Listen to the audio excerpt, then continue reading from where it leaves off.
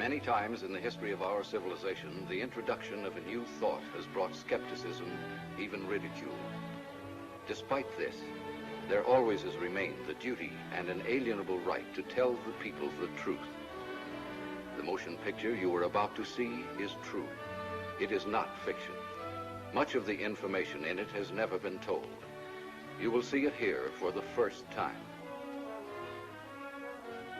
On July 29, 1952, at the Pentagon, a press conference was held. This is the actual official transcript of that conference. Among those participating were Major General Roger M. Ramey, Director of Operations, USAF, Colonel Donald L. Bauer, Technical Analysis Division, Air Technical Intelligence Center, and Captain Edward J. Ruppelt, Aerial Phenomenon Branch, Air Technical Intelligence Center. This is Major General John A. Samford, Director of Intelligence, United States Air Force, who conducted the conference. Why was the conference held? It all began with an incident which occurred in 1947. On the afternoon of June 24th of that year, Kenneth Arnold made the first report on flying saucers. On this day, Arnold took off from Chehalis, Washington, and flew toward the Rainier Plateau at an elevation between 9,000 and 10,000 feet. Over Mineral, Washington, he observed a formation of very bright objects to the north. He radioed ahead that they appeared to be close to the mountaintops and traveling at tremendous speed. When Arnold came in for a landing at Pendleton, airport personnel and the local press were waiting for him.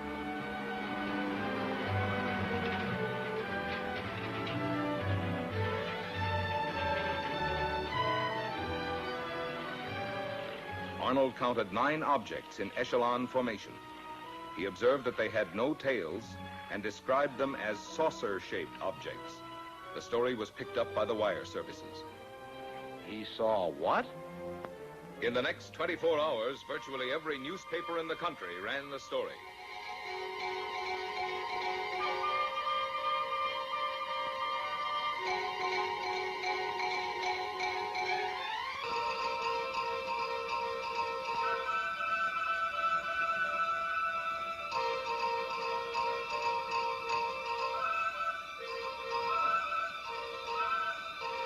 The Arnold report precipitated an avalanche of sightings from cities, towns, villages, from every section of the country.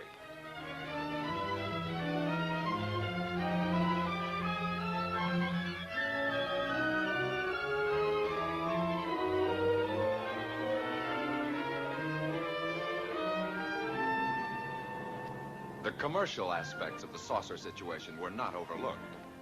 Alert businessmen and manufacturers came up with all sorts of oddities.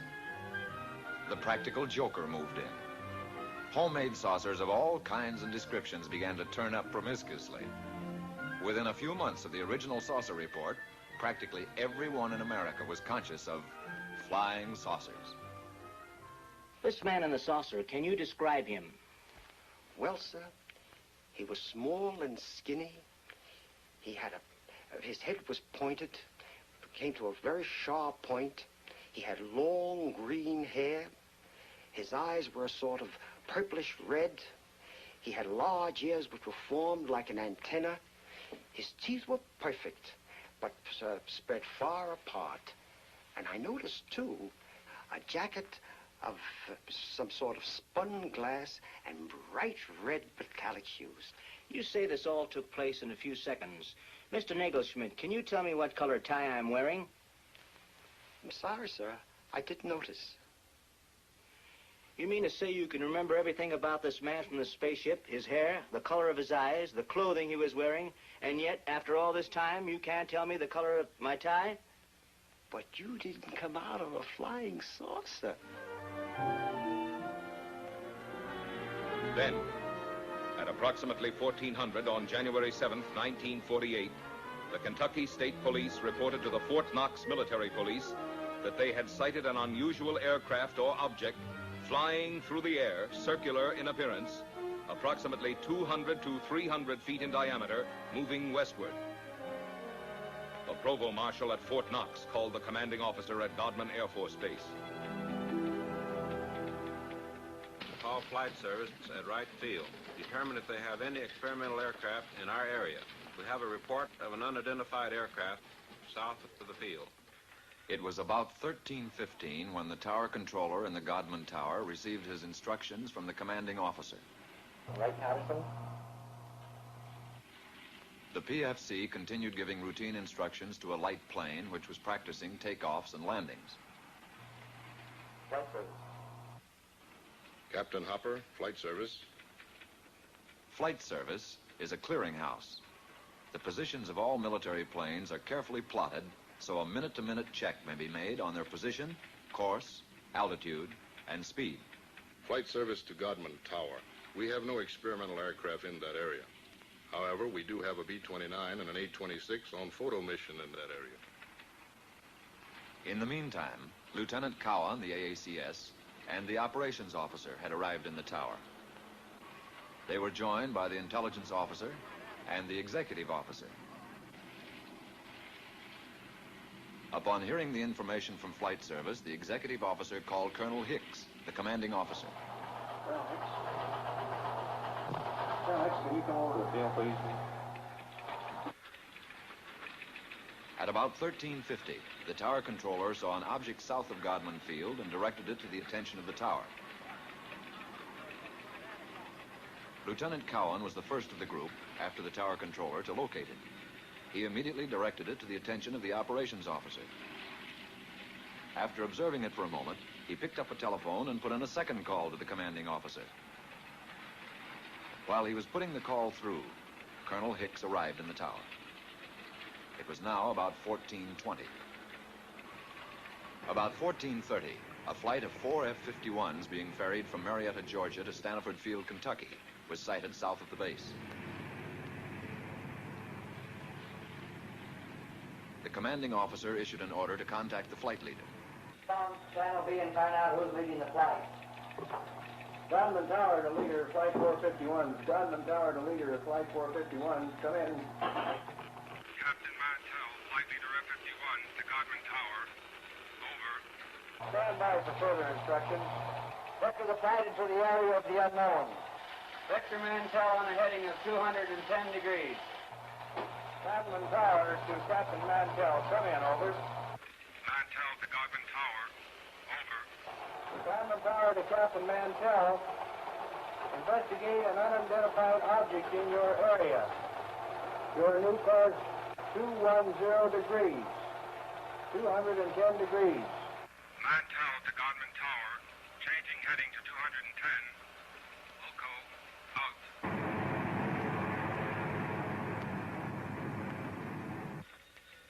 One of the ships in Mantell's formation, NG-336, piloted by Lieutenant Hendricks, requested permission to land at Stanford Field to refuel and get oxygen.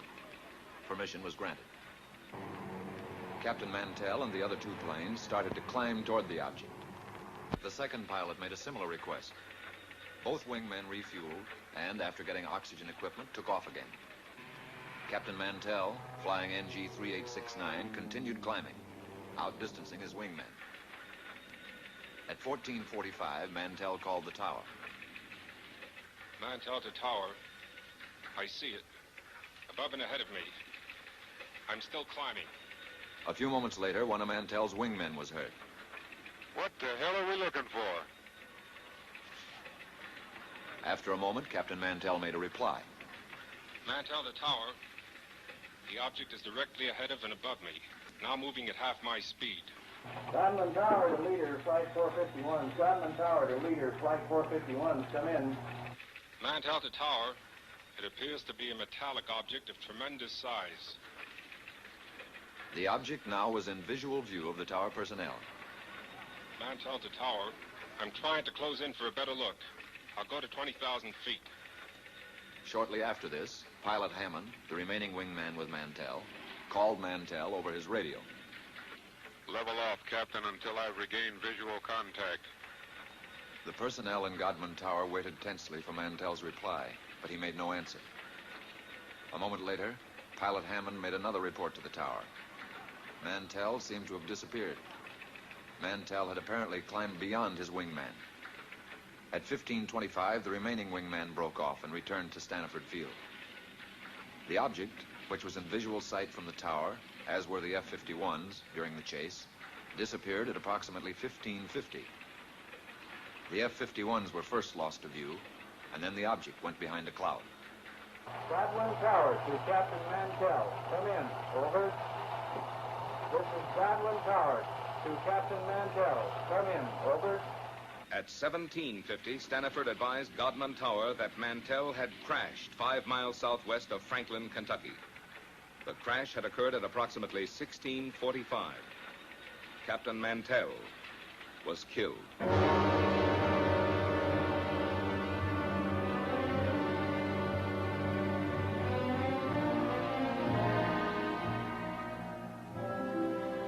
Statements were taken from all who were present in the tower during the Mantell sighting. The tower controller stated, "It looked silver or metallic." The intelligence officer, It appeared to be a bright silver object. the executive officer, It was circular in shape.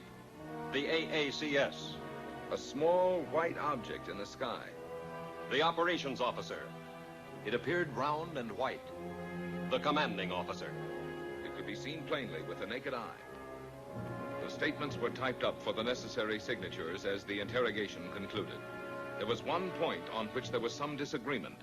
Not everyone who had been present in the tower had heard Mantell when he reported over the radio that he was moving in for a better look.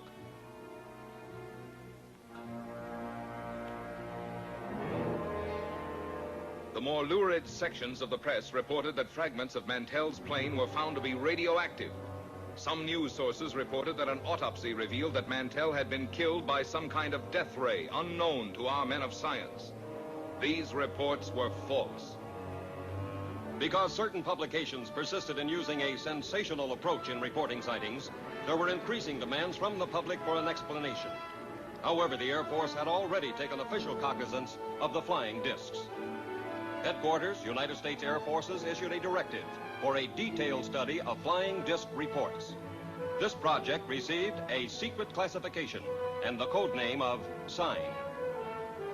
Department of Air Force and Department of Army letters directed all respective subordinate units to report directly to Air Materiel Command all information concerning unidentified flying objects. And so Project Sign was implemented. Trained investigators were dispatched to the exact scenes of the sightings. After thorough on-the-spot interrogations, the reports were sent on to ATIC for further analysis. Utah, Washington, Norway, Sweden, Denmark, South Korea, Ohio, New Jersey, Oregon, Philippine Island, Louisiana, Alabama, Tennessee, Kansas, Massachusetts. As an example of the credible type of sightings reported by reputable, trained observers was the report of Captain Willis Sperry. What is your full name, Captain? Captain Willis Sperry, How long with American Airlines? 17 years. What was the date of sighting? May the 29th, 1950. And the time of sighting? 9:30 in the evening. The origin of sighting? 60 miles southwest of Washington, D.C. And the destination? Nashville, Tennessee. What was the visibility? It was unlimited. What was your altitude? 7,500 feet. Who of the crew first saw the object? The co-pilot called it to my attention as I had turned to reach for a map. The object was flying head-on at us. It was 50 times the magnitude of the brightest star. I immediately made an abrupt turn to avoid collision. As I looked to my left, the object appeared to come to a stop. Can you describe the shape of the object? It appeared as a perfectly streamlined object without wings or tail section, as it was silhouetted against the full moon. At all times, it had a brilliant, shimmering blue light in the nose. It was traveling at fantastic speed, and although it had passed off our left wingtip, it circled us in a matter of seconds and appeared off our right wing. There again, it stopped, and we watched it for several seconds. When again it started, it reversed its direction. We watched it for several more seconds until it disappeared in the east out of sight. Have you ever seen any other similar object, Captain? Never before or since.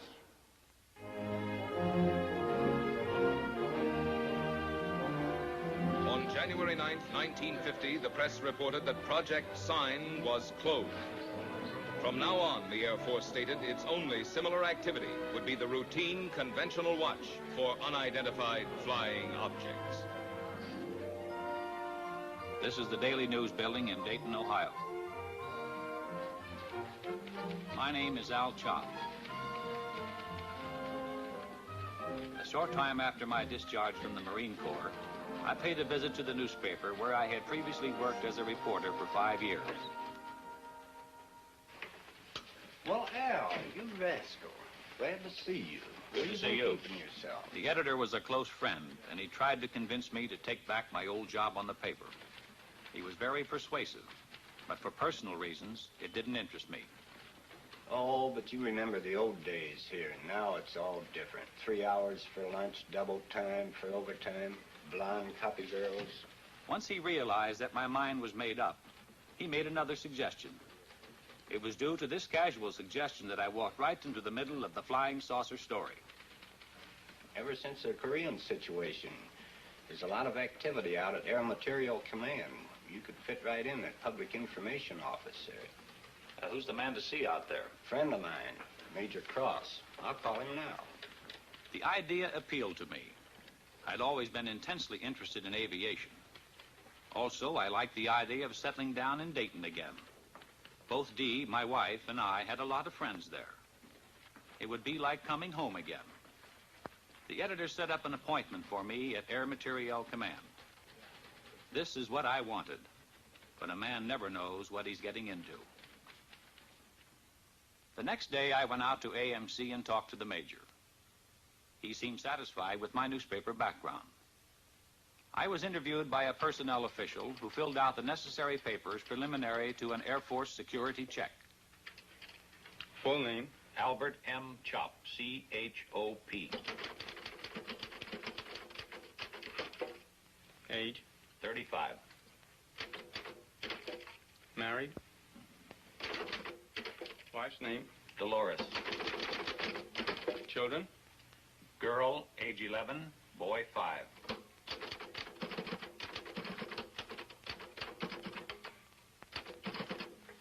Take us to room D. Thank you. Shortly after, I went on the AMC payroll on the PIO desk. I soon shook down into the routine of the public information desk. There was a wide diversification of projects for which I wrote material. Most of it was released as newspaper copy, with an occasional article published in the magazines. I wrote a piece on a portable printing press that could be set up close to the front line. These presses printed daily bulletins, which proved of great value in sustaining morale of frontline troops. I did a few pieces on helicopters, which were coming into wide use in Korea. Newsweek magazine printed this, and it also appeared in many of the country's leading newspapers. Then, one morning about 10 o'clock, I got a call from a newspaper editor in Boston. The Boston editor wanted confirmation or official information on a flying saucer report out of Sioux City, Iowa. I told the editor that Project Sign had been officially closed. He was insistent, so finally I called Air Technical Intelligence Center. No, Chop. We have no report on Sioux City or any other sighting. You people on PIO desk ought to know we've closed Project Sign. For the next couple of hours, calls came in from newspapers all over America.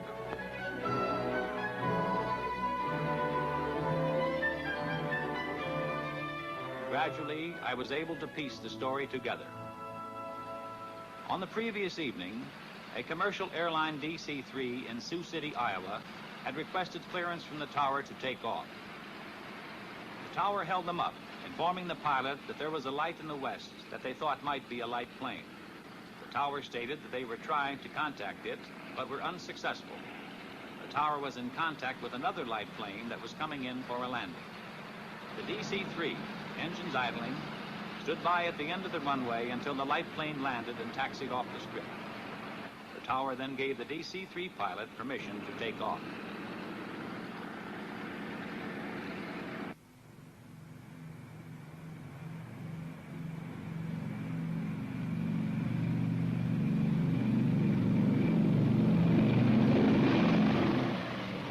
DC-3 climbed for altitude, an unidentified light suddenly closed in. This was the object that the tower unsuccessfully had tried to contact by radio. The tower observed this and radioed the DC-3, but the light had already been observed by both the pilot and co-pilot. Suddenly, the light accelerated and made a head-on pass at the plane, which swerved to avoid a collision. It zoomed past them, close to their wingtip. The pilot called the tower and described the object as a B-36 without wings. After being observed by several passengers, the object suddenly zoomed straight up and disappeared. About noon, 2 reporters came in asking for information on the Sioux City sighting. What's new on this saucer story, Al? We have nothing on it. Project Sign is closed. ATIC is no longer investigating these things. How stupid can they get?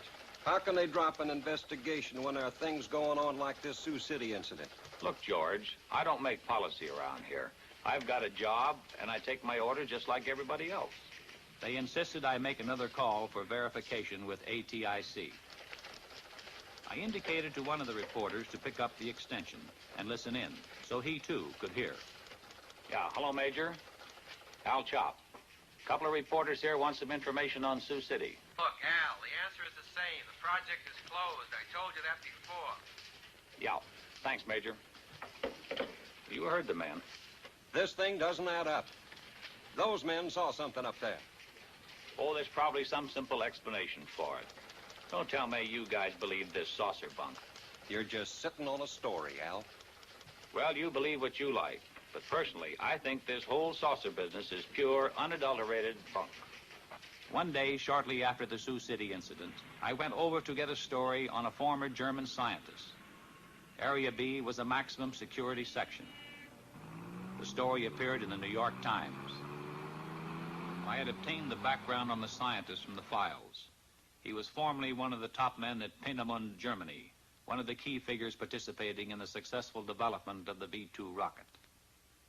This scientist had succeeded in developing a 98.8% pure aluminum oxide. These crucibles were vital to our nation's defense. They were used to melt super-hard metals needed to build turbine blades for our jet aircraft. Tell me, young man, what new reports are you getting on unidentified flying objects? Flying saucers? Oh, they keep coming in every once in a while, but we don't take them too seriously. Oh, no? Of course not. It must be amusing to a man in your line of work to hear about all these screwball reports. It is my firm opinion that these sightings should be investigated most meticulously. You don't believe that these flying saucers actually exist, do you? And how can you be so certain they don't, Mr. Chop? Well, I just don't believe it. Our minds should be open on all subjects.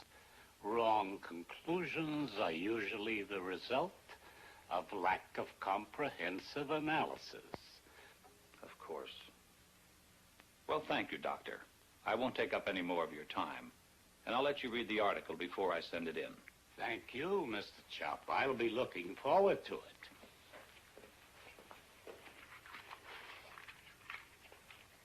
Later that same day, I paid a visit to the Public Information Officer for Air Materiel Command. It was his job to know everything that was going on. I brought up my interview with the scientist. He's a top man, isn't he, Colonel? As good as they come. We got on the subject of saucers. He seemed to lend credence to their existence. At least he doesn't deny it.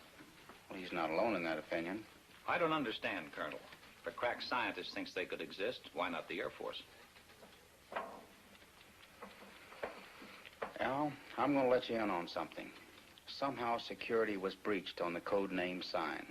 Every news agency knew that Project Sign meant saucers. On top of it, we were up to our bustle in screwball reports. Serious investigation was all fouled up. The serious investigation? Then the Air Force is still investigating these sightings? We switched the code name to Project Grudge, and the investigations continued. And what have they shown? Nothing conclusive as yet. Could these saucers be some kind of a secret weapon of ours? No. If they were, Air Materiel Command would be the first to know. How about a device from a foreign country? We know they're not. What is your opinion, Colonel? I don't have any opinion, Al. A short time later, I was promoted to chief of the press section. From then on, there wasn't a moment when I didn't have at least one reporter hounding me for information on saucer sightings. Got a question, Al. Boys down at the office would like an honest answer. Project sign is closed, right? That's right. Has the Air Force set up a new saucer investigation? No. Thanks, Al. That's all I want to know. Coming here right away, Al. Bring pencil and paper. Line 3. Colonel Goddard's on the phone. He's got a hot UFO report. I want you to listen in on it. Okay, Colonel, shoot. Colonel Goddard, chief of the Air Force Photo Reconnaissance Laboratories, reported that 3 of his men flying a B-29 were tracking a weather balloon over Georgia. Suddenly, an unidentified flying object appeared and flew alongside the balloon.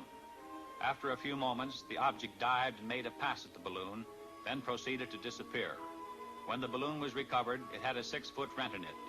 Colonel Goddard's men believed this unidentified flying object made the tear in the balloon. Goddard vouched for his men making the report, stating that they were highly experienced and reliable Air Force personnel. Thank you, Colonel. Think it could be a lightning bolt? Goddard wouldn't call about a lightning ball. Didn't any of his men have a camera? No, they were tracking it with binoculars. That's something I don't get, Colonel. Wouldn't you think that somebody, somewhere, would have shot a picture of one of these things? Oh, we've got plenty of photographs. But the trouble with still pictures is they're too easily faked.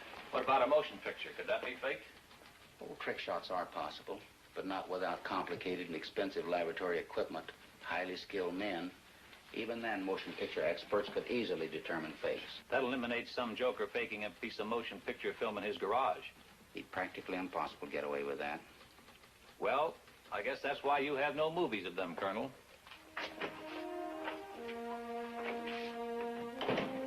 As chief of the press desk, my work hours, my meals, my sleep became increasingly disturbed and chaotic. I saw little of my wife and children. Chip, my son, was at this time making periodic visits to a doctor in Dayton. How's Chip? I feel more hopeful with the new specialist. You look tired. Since you've gotten this new job, the children don't know their own father anymore. Yeah, sometimes I wish I were back on the newspaper.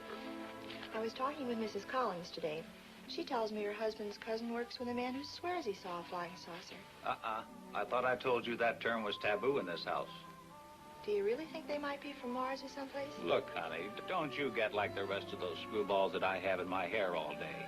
Every time some kid flies a kite, 50 different people see spaceships. Come on, let's get to bed. A few days later, the colonel and I were talking over routine press releases on a new type transport plane, when suddenly the colonel veered off at a tangent. By the way, there's a magazine fellow coming out here from New York to do a story. I want you to set up appointments with the people he'll want to see. Right. What magazine is he representing? Life. What are they after? He's going to write a piece about unidentified flying objects. Are you serious? Life was given clearance by the Air Force Commanding General. How come? When the General Staff makes a plan, they have the whole picture in view. We here at Dayton see only a smaller section. Pentagon has its reasons. Very good ones, most likely. When the life story breaks, we're going to have to fight our way in here through a milling mob of inquisitive reporters. No, Al, you won't. You won't be here. Colonel Searles on the Pentagon has requested you by name. He wants you to join his staff in Washington. Colonel, it's been swell working with you. But under the circumstances, I'll be delighted to get out of here.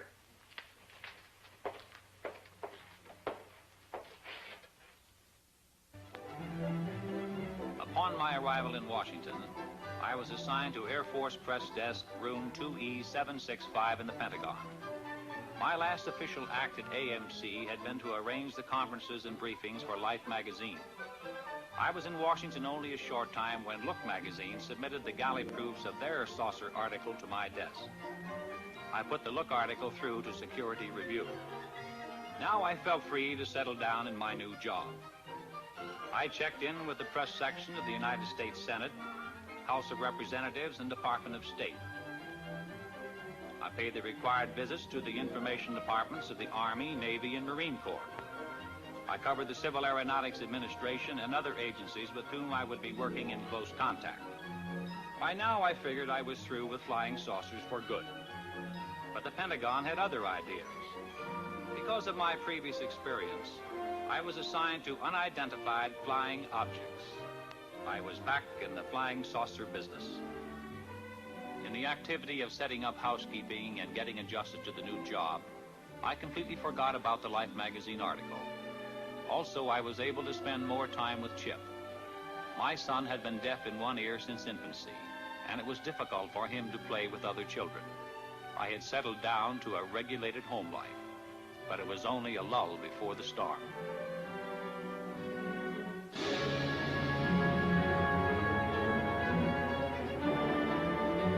On April 7th, 1952, Life hit the newsstands with the saucer story. The question, if anyone ever had any doubt about it, was forcefully answered.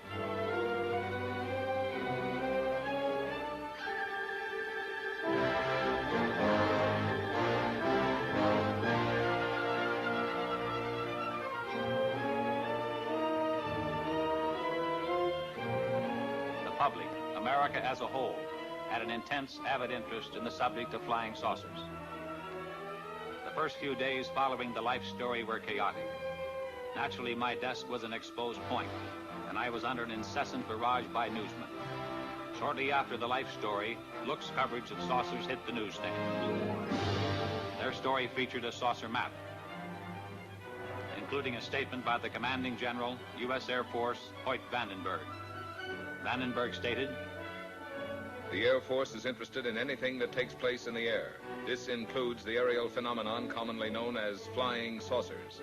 Many of these incidents have been satisfactorily explained. Others have not." Project Grudge was expanded and augmented. The classified name Grudge was dropped. The new code name for the U.F.O. investigative project was Blue Book. The general appointed Captain Edward J. Ruppelt of ATIC at Wright-Patterson as officer in charge of Project Blue Book. Ruppelt's department was designated as Air Phenomenon Branch, Air Technical Intelligence.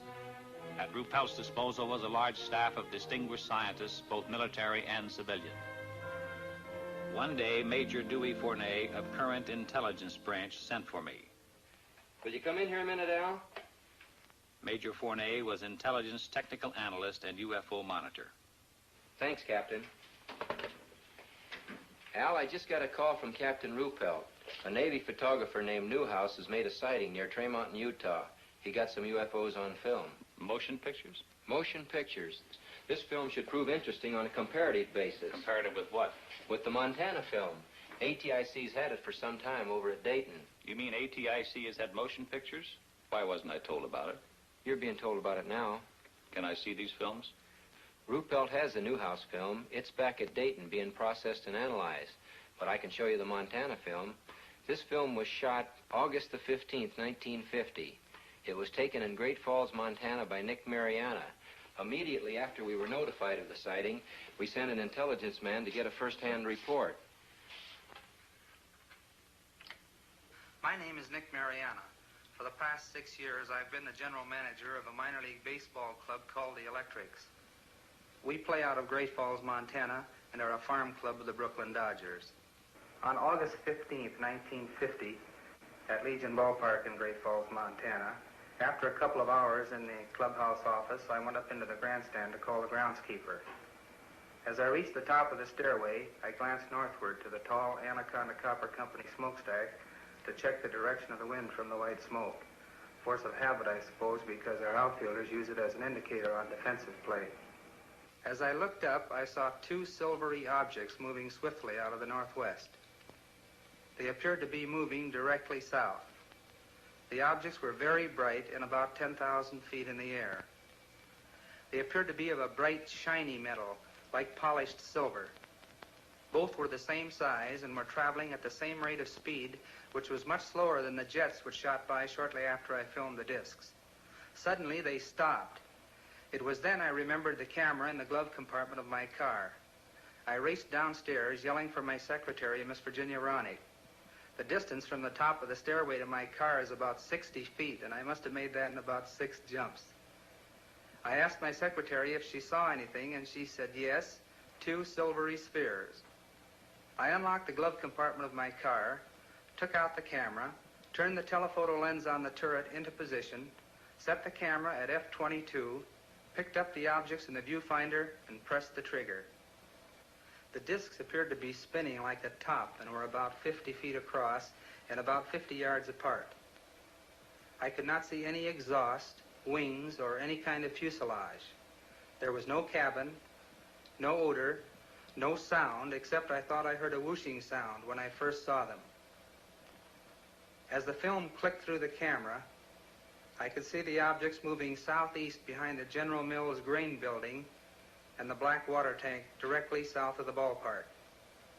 I filmed the objects until they disappeared into the blue sky behind the water tank. There's only a few feet of film. It'll be over practically before your eyes are focused on it. Now remember, there's only a few feet of film, so watch closely. I still had my doubts, but I must admit I felt an excitement about seeing actual motion pictures of unidentified flying objects for the first time. Ready? Ready.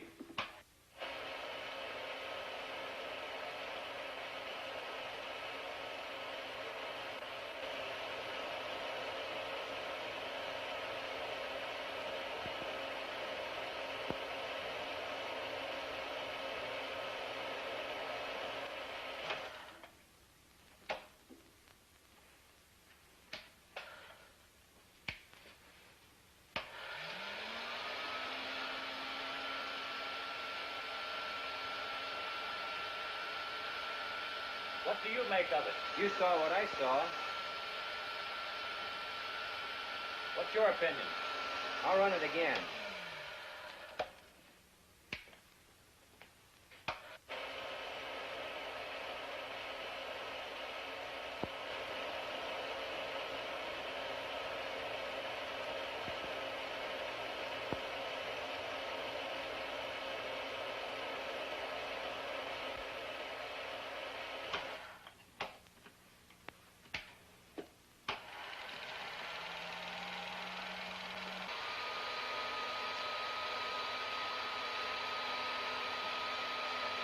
Do you have a transcript on Mariana? It's at Dayton. Good. Colonel Searles wants me to go to Dayton. That is, if you'll give me clearance. I'll have you cleared. It's a good idea for you to get acquainted with the history of UFOs. When you get to Dayton, you'll meet Captain Ruppelt. The 3 of us are going to be working closely from here on. Ruppelt will give you a complete briefing on Blue Book. What's the story on him? Ruppelt's an aeronautical engineer. He knows about things that fly. An excellent man to head up Project Blue Book. Okay. Once again, what's your opinion of this film? As far as I'm concerned, I'll have to classify them as unknowns. I'll run the film again, this time in slow motion.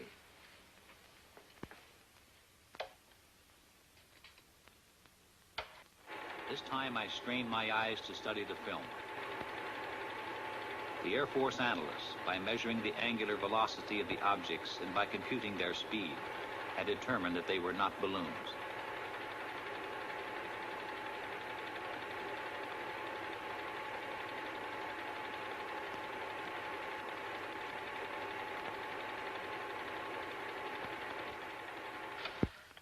Well?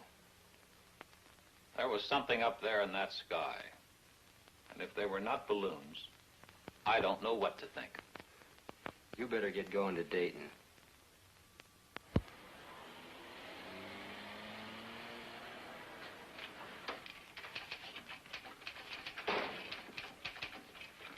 Yes, sir. May I help you? I'll chop to see Captain Ruppelt. Captain's right over there, sir. Thanks. Captain Ruppelt, I'm Al Chop. Have a seat, sir. Major Fernay lured me you're arriving. You've got the green light here. Where would you like to start? As a springboard, I suggested that he brief me on the general outline of how the organization handled reports on UFOs. Ruppelt began to fill me in on the baffling saucer problem, including a breakdown on the reported sightings supplemented by graphs. There were literally hundreds of cases where Air Defense Command pilots had attempted to intercept UFOs. There were sightings where UFOs had been tracked by ground radar, airborne radar, ground observation, and combinations of all these elements. I accompanied intelligence officers on investigations. I witnessed the difficulty in breaking down and gaining the confidence of those who were reluctant to talk about their experiences for fear of personal ridicule and embarrassment. Others were cooperative. I observed the technique of thorough interrogation used by Blue Book's analysis and investigative staff. In almost every case, I heard the same words used to describe the sighting. These words were lights and metallic objects. There were reports by reliable, competent observers, including high-ranking Air Force and Navy flyers, civil engineers, and scientists. I learned that the staggering total of over 3,500 reports had been received. Quite a few of these sightings are unsolved. Approximately 85% of the sightings are designated as solved. According to this document, 14.3% of all sightings are officially designated as unknown. The newsmen keep hitting me with the unsolved cases. Anyway, solved is a big word. How do you solve them? There's nothing hit or miss about it. I'll show you. On December 1st, 1952, between 4:30 and 5 o'clock in the morning, several major airports in this area reported a single round object. It was flashing, first white, then white-orange, then amber. It was observed northwest of this central point at an angle of 15 degrees above the horizon. Remember that 15 degrees. It's important. Reports arrived here from Teterboro Airport, Westchester Airport, Newark Airport, LaGuardia Airfield, Idlewild, and Mitchell Field. This flashing sphere of light was also observed by an Eastern Airline pilot who radioed in his report. Various observers at all these airports watched the object through high-power binoculars. When the report arrived here, we checked the weather in that area with Air Force Weather Bureau. That night, at that time, there was no temperature inversion. We got in touch with Navy Balloon Project Center at the University of Minnesota. That gave us an exact schedule of balloons released from that center. We got similar information from every other point where weather balloons are released through Air Force Balloon Plotting Center at Lowry Field, Denver. We contacted Air Force Weather for wind conditions and velocity at the altitude of known balloons. A precise computation of balloons in the air and known wind conditions definitely removed balloons from the picture. We checked with flight service to determine if any aircraft were in the vicinity on the bearing at that time. There were no aircraft. And still this thing was up there all the time, being observed by various personnel from airfields all over that area? Correct, and they were seeing it. We checked with our contract astronomer at a leading university in the locality and gave the astronomer the angle of elevation and bearing of the object. Remember, the object was observed at an angle of 15 degrees above the horizon, and I told you that was important. It proved to be the conclusive factor. Our astronomer reported that at the time of the observation, the planet Jupiter was 15 degrees above the horizon and on the angle of elevation and bearing of the object. There's no doubt about it. What all these people saw was Jupiter. What made the light flash? Atmospheric conditions. The same conditions that make the stars appear to twinkle. You people really go into these things. We try. In over 80% of the cases, we come up with the correct answers. We don't get the correct answers in all the cases. What about the motion picture made by this Navy man, Newhouse? We're working on that. How does it look? Impressive. Can I see it? It's being analyzed. When the film is available, will I be able to take a look at it? As soon as analysis is completed, you'll see it. Satisfied? Yeah. How long will that take? About a week. We're doing an exhaustive check on the Newhouse stuff. Really putting it through the ringer. When we're through, we'll forward a print to the Director of Intelligence with a complete report of our analysis. Fill me in on Newhouse. Would you consider him a qualified observer? He rates as a top flight observer, an extremely competent one. Immediately upon getting word of his sighting, he dispatched an investigator from Travis Air Force Base to interrogate Newhouse. The exact date of his sighting was July 2nd at 11 a.m., Mountain Standard Time. I was driving on U.S. Highway 30 South with my wife and our son Delbert and our daughter Ann. We were on our way from Washington, D.C. to Portland, Oregon on vacation before reporting to my new duty station at the Aviation Supply Depot, Naval Supply Center, Oakland, California. About 7 miles after we passed through Trail Mountain, Utah, my wife noticed a group of objects in the sky which she could not identify. I pulled over to the side of the road, stopped, got out, looked up and saw the objects. There were about 12 of them in a rough formation, proceeding in a westerly direction.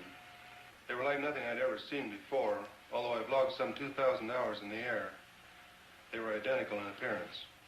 How would you describe these objects? Like two saucers, one inverted over the other. I had no means of judging the altitude. They appeared to me to be about the size of B-29s at 10,000 feet. Did you photograph them immediately? I watched the objects for a few moments before getting my camera out of the suitcase. Then I lost more time getting film out of the second suitcase and loading the camera. When I first saw the objects, they were almost overhead. By the time I had the camera ready to go, they had moved to a considerably greater distance. What kind of a camera did you use? A 16mm Bell & Howell Filmo Auto Loadmaster with the 3-lens turret. I selected a 3-inch lens and set it on f8 and focused at infinity. Did you think of using slow motion?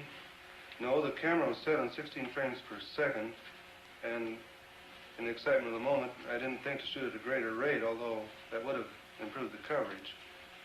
I centered the viewfinder on the objects and made the first shot. Then I decided that if the sky were darker, the objects would show better. So I stopped the lens down to f16 and continued photographing. This proved to be a mistake, as the quality of the film would have been better had I left it at f8. Did these objects remain together in a group at all times? No. Toward the end, one object reversed its course and proceeded away from the rest of the group. I held the camera still and allowed this single object to pass through the field of view, picking it up again later in its course. Did this single object return to the rest of the group? No. I allowed it to pass through the field of view of the camera 2 or 3 times, and then it disappeared. In what direction? Over the eastern horizon. What did you do then? I turned, swinging the camera just in time to see the rest of the group disappear over the western horizon. What was the weather? The weather was bright and cloudless. Visibility good? The visibility was excellent. How does this film you shot compare with what you saw with your naked eye? You have studied the film. Yes, I've studied it. I'm very disappointed. The film falls far short of showing what I saw with the naked eye, due to the delay in getting the camera started and my error in exposure. If I'd had this camera in the seat beside me, loaded and ready to go, there'd be no need for questions. The Air Force would have the answer. What is your full name, please? Delbert Clement Newhouse. And you are on active duty with the Navy? Yes, sir, I am. What is your official Navy rank? My title is Chief Photographer. I'm a commissioned warrant officer, United States Navy. How long have you been in the service? 21 years. Now, is there anything you can add to the description of these objects? They had a bright silvery color. Can you describe some particular detail? They had a metallic appearance. They seemed to be made of some kind of polished metal. The Newhouse film, as I told you, is presently under analysis. Sergeant, would you get me the Fargo case? The Fargo sighting was October 1st, 1948. A National Guard lieutenant, thank you, a National Guard lieutenant was about to land his F-51 at Fargo Airport.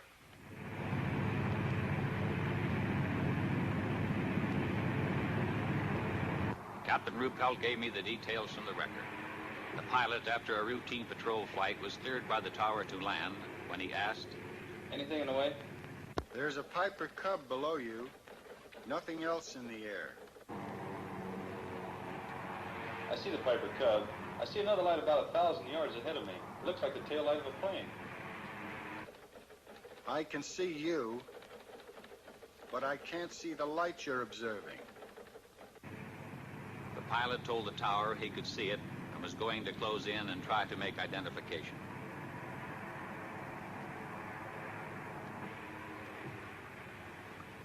I can see it clearly now. A small white light. It keeps blinking on and off. As he approached it, the blinking light became clear and steady. Suddenly, it pulled into a sharp left bank. I think this thing is going to make a pass on the tower. I see it now. I see it. The pilot dived on the light, and although he brought his manifold pressure up to 60 inches, he reported, can't seem to catch up with the thing. It's gaining altitude and has just made an impossible turn. A 90-degree turn to the left. You're right. It's gaining altitude on you. And it's still in a very tight left turn. By that time, they were at 7,000 feet, when, suddenly, the light made a 90-degree right turn. It's headed straight at me. The light passed directly over your canopy at, I estimate, about 500 feet. The object suddenly shot straight into the air. The pilot followed it to 14,000 feet when his plane went into a power stall. The object disappeared. The chase had lasted approximately 27 minutes. The officer in the tower was the airport traffic controller. The lieutenant was an instructor for the French during the Second World War. He said he was sure there was an intelligence behind the movements of the lights. He stated, too, that no earthborn pilot could have withstood the G-factor inherent in the object's turns and speed without blacking out. Was there radar at the field? No, there wasn't. Too bad. Radar would have made it airtight. Not necessarily. I thought a radar return was indisputable evidence. No, it isn't. Are you a radar expert? No, I'm not, but I have one on tap. Give me extension 361. We have a team of 3 radar analysts here in Air Phenomenon Branch. I want to talk to Wynne Swanson. All radar reports received here pass through this radar analysis division. Swanson? I have a man here from the Pentagon. He's cleared. Wants to know about radar. Okay. The field's socked in solid with fog, but he'll take you over to GCA.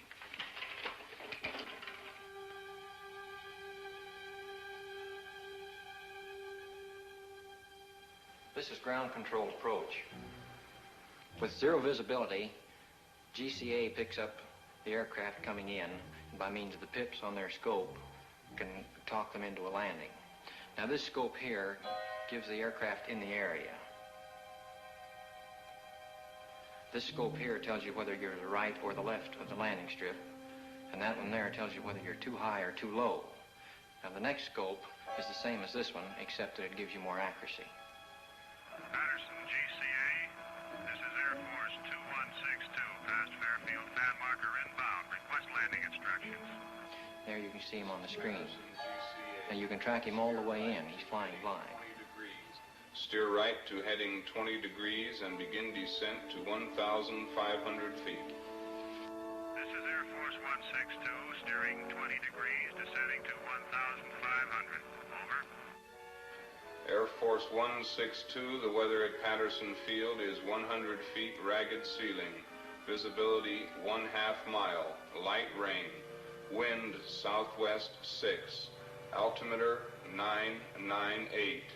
If you can see it on radar, there can be no question about misinterpretation. In this case, no. These are good, solid blips. This is Air Force 162, roger on the weather and runway. Over. Air Force 162, steer left to heading 35, turning downwind leg. Range 8 miles south. Over. This is Air Force 162, steering 35. Over. Sometimes a temperature inversion will cause trouble. Ionized clouds or equipment malfunction will cause false blips. Can you tell a false blip from one made by aircraft? Yes, any experienced operator can tell in a minute or so. Air Force 162, steer left to heading 215. This will put you on final approach. This is Air Force 162, roger. Steering 215. Over. Air Force 162, this is your final director. How do you read me? Over. This is Air Force 162. You are loud and clear. Over. Air Force 162, roger. Your range is 7 miles. Slow aircraft to descending speed. Make final flap setting. Maintain altitude of 1,200. Heading 215. Do not acknowledge any further transmission unless unable to comply. If you do not hear GCA for any 5-second interval, climb to 1,000 feet on a heading of 125 and contact approach control. Steer right to heading 210, range 5 miles. You are now approaching glide path. Start normal rate of descent at 600 feet per minute. Entry to glide path good. Steer left to heading 212. Range 4 miles. Go above glide path 10, 15, 25 feet high. Increase your rate of descent slightly. Heading 212. Holding you on the center line. Holding 2 feet high on glide path. Check that descent. Steer right to heading of 213. Range now 3 miles. Holding glide path very well. Go below glide path 10, 20, 30 feet. Level off slightly. Steer right to heading 214. Coming back nicely to glide path. 25, 20, 15 feet low. Heading 214 had you lined up with the center line. Range 2 miles. Holding 15 feet low on the glide path. Bring it up slightly. 10, 5. Now on glide path. Range 1.5 miles. Heading 214 on glide path. Steer left to heading 213 over the end of runway on center line. On glide path as you approach point of touchdown. Touchdown in 3 seconds. If you cannot see the runway, pull up and climb to 1,000 feet, heading 125.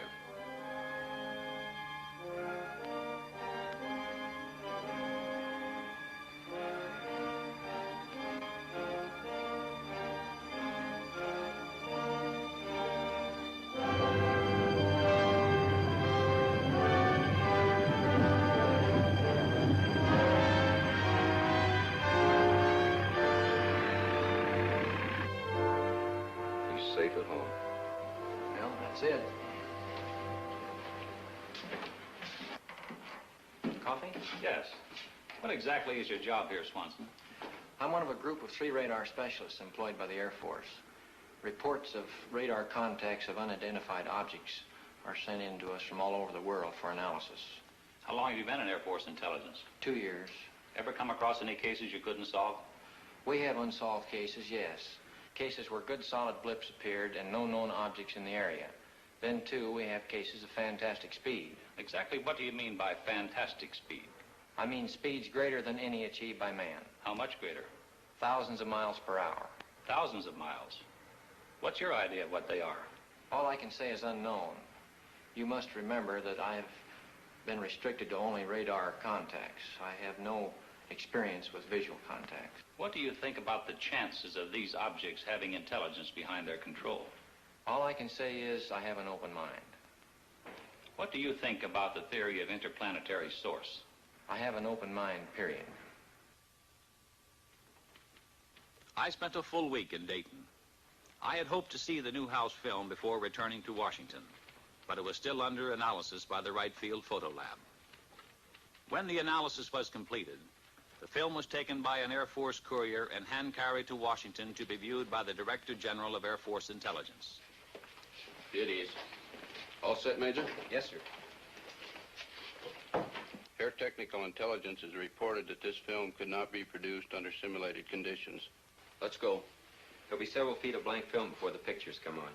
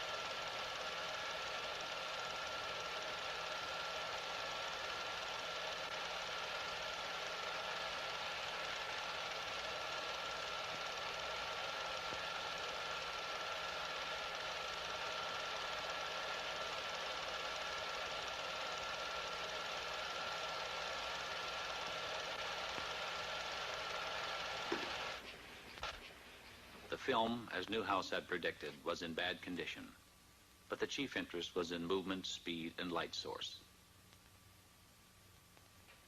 After a moment, the general asked to see it again.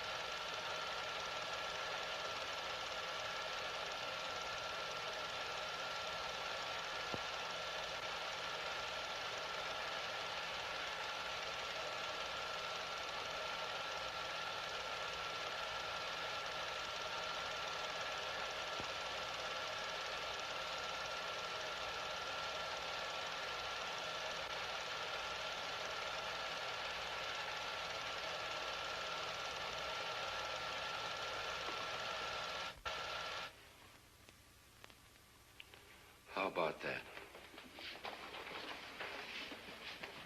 Those were the only words spoken in the room. How about that? A few days later, Major Fournay had some news for me. We got the analysis of the Newhouse film from Air Materiel Command. What does it show? Not birds, not balloons, not aircraft, not faked. With the telephoto lens used, weather balloons within 5 miles distance could have been determined on the film. At a greater distance than 5 miles, they could not attain the speeds calculated. Within a 5-mile range, an aircraft of 40-foot wingspan could have been clearly determined. In excess of 5 miles, the speeds of the objects are greater than aircraft could achieve, except in a straight-line speed run. No bird is sufficiently reflective as to cause the film to react as strongly as it is done. If they're not birds, not balloons, or aircraft, and the film isn't faked, what can these things be? The official conclusion is unknowns. The Newhouse film was only the overture. A few minutes before 1 a.m., July 20th, 1952, the curtain on the first act of the Washington drama went up. The unknowns moved in for the first time over the national capital. I had always regarded myself as a man with an intuitive nose for news. So, through the first Washington sighting, while the saucers hovered over the city, I was in bed, sleeping soundly through it all. When I reached my desk that morning, we were flooded with newspaper queries. Telephones were jangling throughout the day. Irate editors from all over the country were insistently demanding more specific information. Newsmen from the wire services, reporters from local and out-of-town newspapers were hemming me in, belaboring me with questions for which I had no answers. For the first couple of hours, we at the press desk had a terrible time getting the story straight ourselves. But bit by bit, I managed to piece it together. There had been both visual and radar contacts. Andrews Field, the Air Force installation, had radar returns similar to those on the CAA radar. Jets had been scrambled in an attempt to make an intercept with the UFOs, but they had not been successful. The week after the Washington saucer sighting was a mad, chaotic one. The story was headlined from coast to coast. As the PIO man assigned to answer saucer questions, I had been under an incessant barrage of inquiries day and night by newsmen. I could get no sleep, no rest at all. Among other things, the Washington Daily News published an interview with Harry G. Barnes, Senior Air Traffic Controller, Civil Aeronautics Administration. Barnes stated, "There is no other conclusion I can reach but that for 6 hours on the morning of the 20th of July, there were at least 10 unidentifiable objects moving above Washington. They were not ordinary aircraft. I could tell that by their movement on the scope. I can safely deduce that they performed gyrations which no known aircraft could perform. By this I mean that our scope showed that they could make right-angle turns and complete reversals of flight. Nor, in my opinion, could any natural phenomena account for these spots on our radar." Then, exactly a week later, it really broke loose. It was the night of July 26, 1952. At 10:30 p.m., I received a phone call from Ray Nathan at CAA. Hello. Chop? Yeah. Ray Nathan, get down here right away. What's up? The radar at Washington National is picking up unknowns. Again? The press is hounding me for a statement. I don't know what to tell them. Dee, bring my coat and the car keys. Stall them off. I'll be right over. A couple of guys from Life magazine are here with a camera. Stall them, too. What's the matter? Radar is picking up unknowns over the Capitol. Don't wait up. At 11:10 p.m., Major Fournay received a call from Lieutenant Colonel Thomas, Air Force Intelligence Duty Officer at the Pentagon, informing him of what was going on at Washington National. As I raced to the airport, I kept glancing up through the windshield, expecting to see the things, but everything seemed normal.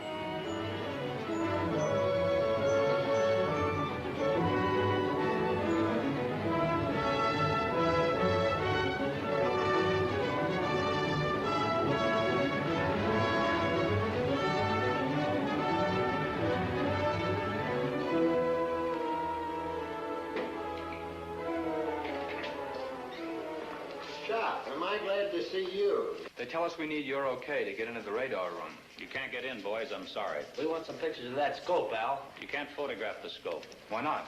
It's under security measures, classified wavelength, classified code names. Here we are in the biggest story in history, and you're keeping us out. Sorry, but that's the way it's got to be. Then we're going over your head, Al. Colonel Dick Searles. You can reach him at Metropolitan 89898.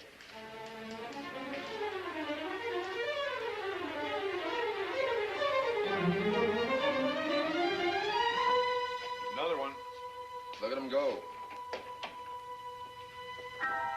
One of them is an airliner. It's a slightly different shape. Did you alert the Air Force? I called Air Defense Command. What'd they say? They're scrambling a couple of jets. Same as last week? Uh-huh. Could this be caused by temperature inversion? Inversion? That isn't inversion, and it's different than the ground clutter we pick up. Did you call the Air Force Command Post at Pentagon? No, we work through Filter Center. I'd better call them.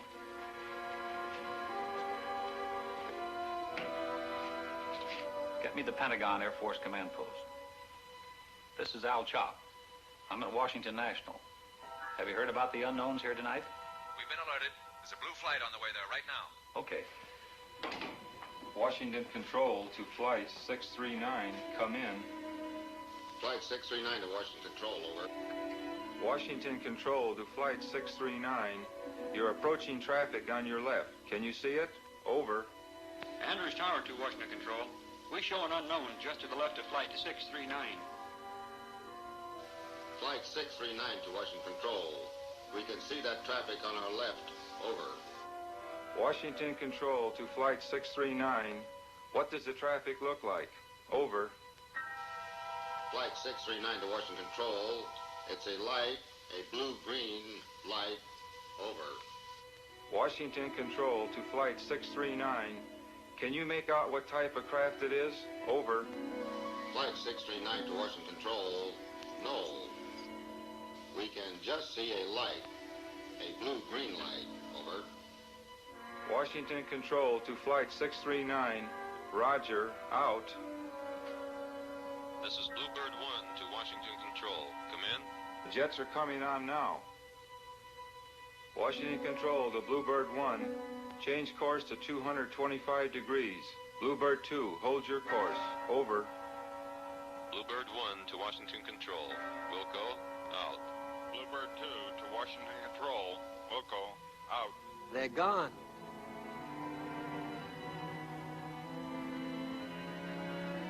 Andrews Tower to Washington Control. All our unknowns vanished shortly after the jets appeared. Do you still have any of the unknowns? Over. Washington Control to Andrews Tower, the same thing happened here. Out. Washington Control to Bluebird 1, all the unknowns have disappeared. You say those returns are the same as those you got last week? The same as last week. At this point, Major Fournet arrived with a Navy electronics intelligence officer. Gone? Like that. As soon as the jets came on the scope, the unknowns left. Bluebird 1 to Washington Control. We're going back to the base and refuel. Can't see anything around up here. Visibility is good. Over. Washington Control to Bluebird 1, roger, out. Were they good returns? Good returns. Has the set been checked for malfunctions? The radar equipment is in perfect operating order. They're back. Andrews Tower to Washington Control. They're back. Just as the jets left our scope. They dropped back in again out of nowhere. You got them? Over. Those blips are solid. They're good and solid. Washington Control to Andrews Tower. Same thing happened here. Get me the Pentagon command post. They're all over the scope. 2 in the northeast quadrant, 4 in southeast quadrant, 3 in southwest quadrant, 3 in northwest quadrant. Over. This is Major Fournet calling from Washington Control. Radar is picking up 14 unknowns again. The chief controller tells me the unknowns disappeared from the scope as soon as the jets came in and were picked up again when the jets left. The Navy electronics intelligence officer confirms that the unknown blips are good and solid. I recommend a couple of more jets be sent up immediately to investigate. Yes, sir. Andrews Tower to Washington Control. That's the way we had them. One just moved from the northwest quadrant into the southeast quadrant. It stopped over the White House. They're scrambling a couple of more jets. Washington Control to Andrews Tower. Roger on the change. Now it's moving back. Do you get it? Over. It's back in the northwest quadrant. Over. Washington Control to Andrews Tower. Roger. We've got a scramble out. What are those? Slight temperature inversion. You can see the difference in the returns. One strong, the other weak. These unknowns are solid objects. Red Dog 1 to Washington Control. We're approaching the area. Over. Washington Control to Red Dog 2. Change course to 265 degrees. Washington Control to Red Dog 1. Change course to 114 degrees. Over. Red Dog 1 to Washington Control. Wilco, out. About 4:30 a.m., Major Fournet received a long-distance telephone call from Robert Gina of Life magazine.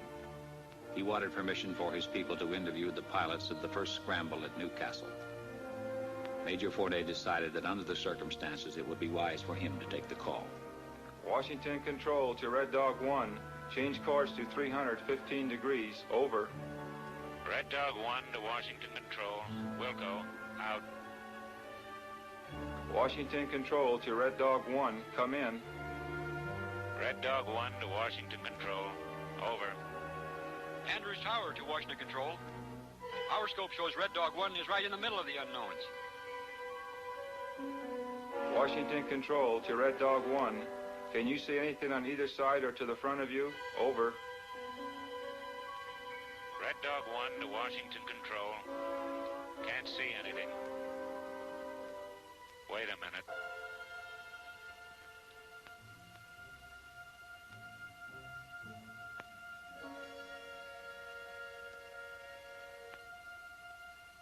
I see 'em.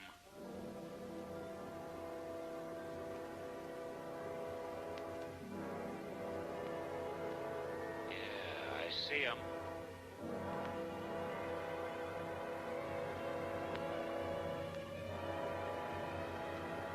They're all around me.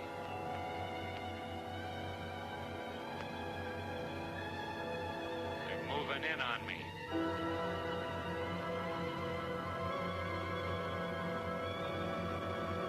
They're coming closer.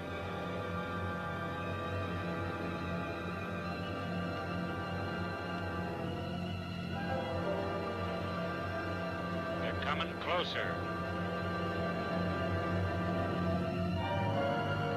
Coming right at me.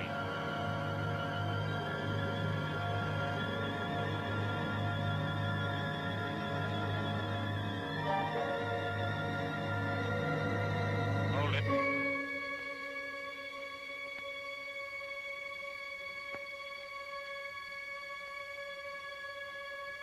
They're moving off. I'm at maximum speed. They're going away.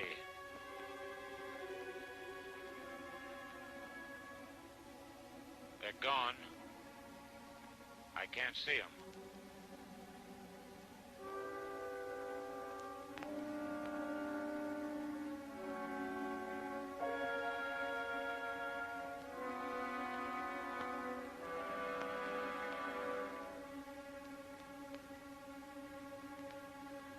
Red Dog 1 to Washington Control. I've been given permission to return to base. Over. Washington Control to Red Dog 1. Roger. Out. At 6 a.m. that same morning, I called Lieutenant William Patterson, the pilot of Red Dog 1, who had made visual contact with the unknowns. He could add nothing more to what he had reported to us over the intercom. Later that same morning, the White House placed a call to the Pentagon. Captain Ruppelt, who had flown in from Wright-Patterson and who was only beginning his analysis of the sighting, got the call from the White House. Yes, sir. It appears to have been caused by temperature inversion. Yes, sir. We've had cases where radar blips have been caused by temperature inversion. This was Captain Ruppelt's report to President Truman. But Captain Ruppelt had not been present at the Washington sighting. It wasn't until later that he learned there had been both visual and radar contact with the unknowns on that night. On Monday morning, an avalanche of calls from newspapers throughout the nation jammed the trunk lines at the Pentagon. The relentless pressure continued. We admitted radar contacts from the 3 surrounding airfields. When did the saucers first appear? 9 p.m. How long were they under observation? 6 hours. How many were there? 14. Could the pilot see any details? No.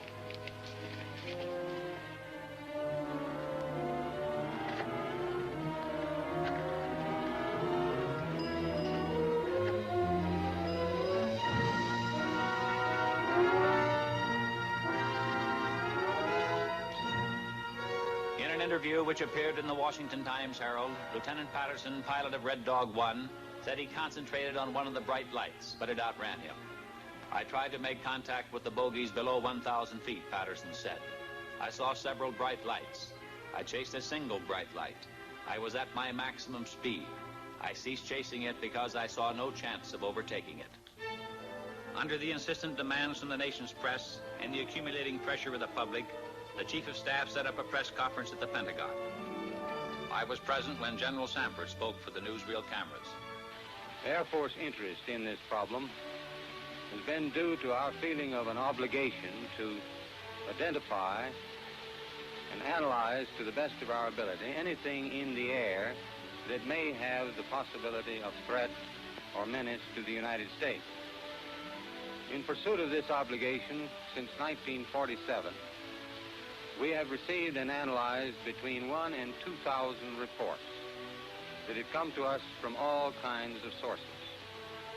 Of this great mass of reports, we have been able adequately to explain the great bulk of them, explain them to our own satisfaction. We've been able to explain them as hoaxes, as erroneously identified friendly aircraft, as meteorological or electronic phenomena, or as light aberrations. However, there have been a certain percentage of this volume of reports that have been made by credible observers of relatively incredible things. It is this group of observations that we now are attempting to resolve. We have, as of date, come to only one firm conclusion with respect to this remaining percentage, and that is that it does not contain any pattern of purpose or of consistency that we can relate with to any conceivable threat to the United States. We can say that the recent sightings are in no way connected with any secret development by any agency of the United States. When I left the Pentagon that evening, General Sanford's words kept running through my mind. Credible observers of relatively incredible things.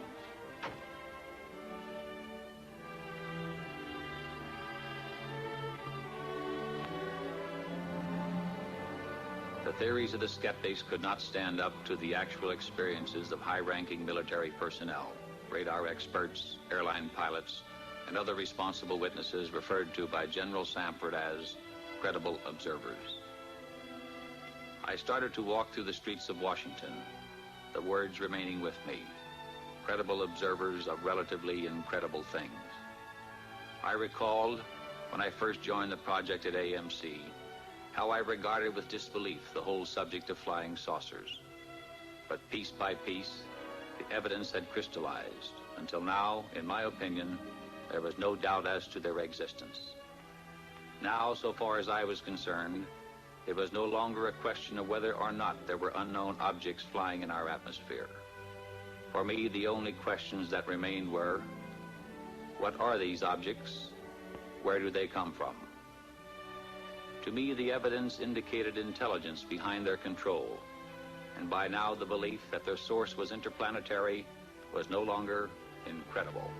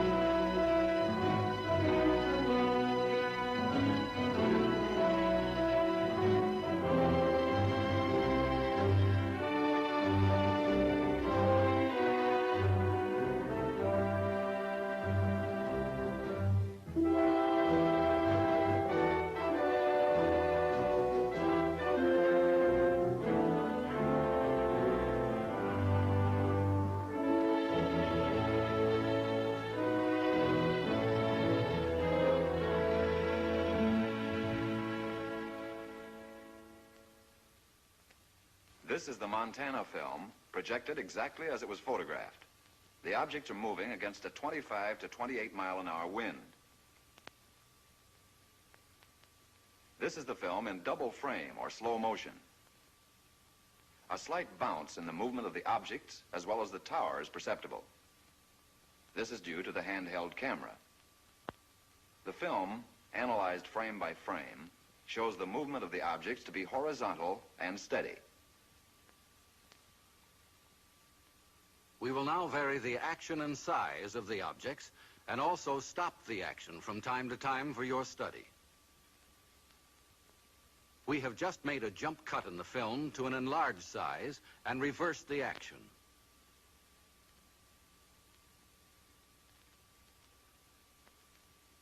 You are now seeing the objects exactly as they were photographed, but from a closer perspective.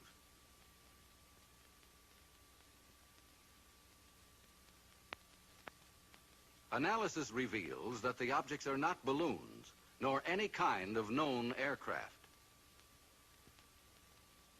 The images are very different from those produced by any kind of birds at any distance.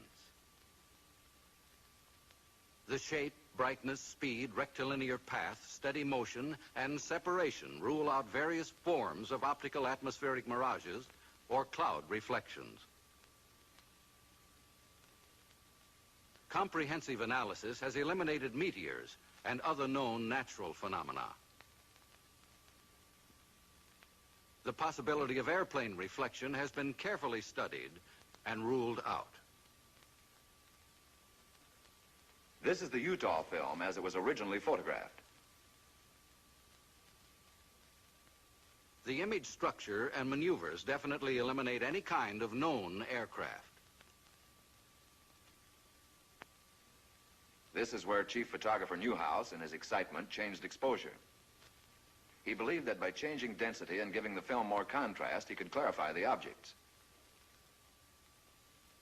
The single object that reversed its course. The bounce is due to handheld camera. Now we study the action of one section of the film. We stop the action. We move in. Within a 5-mile range, aircraft could be determined. In excess of 5 miles, the speeds are greater than aircraft can achieve, except in straight-line speed runs. The movement here follows an elliptical or circular pattern. Microscopic examination reveals that the objects are well focused. Their size varies from 1/6 to 1/10 the size of the moon, as it appears to the naked eye. Their form is circular and sometimes elliptical. This fits the commonly used flying saucer description. Observe the object in the upper left corner. We move in to study the action. The object upper left will go out of frame on widescreen projection.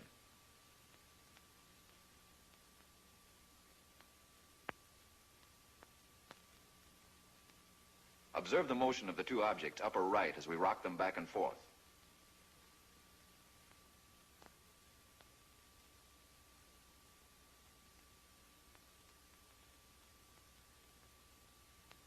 Now we move over and up on the frame to make a closer study of the object in the upper left corner. Examine this object closely. Compare it with those objects you saw in the Montana film. These films were taken approximately 2 years apart, hundreds of miles apart.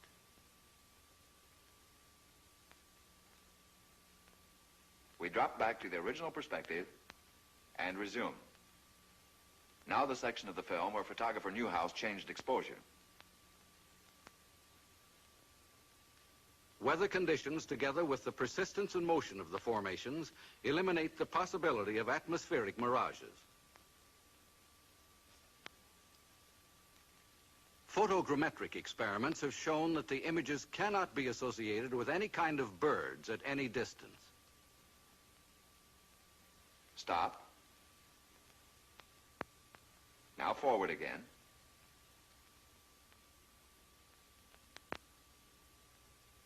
Stop.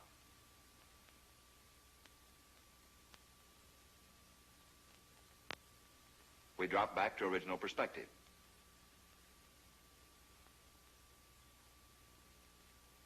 Now, once again, and for the last time, the Utah film. The objects cannot be associated with any known balloon observations. For the last time, the Montana film.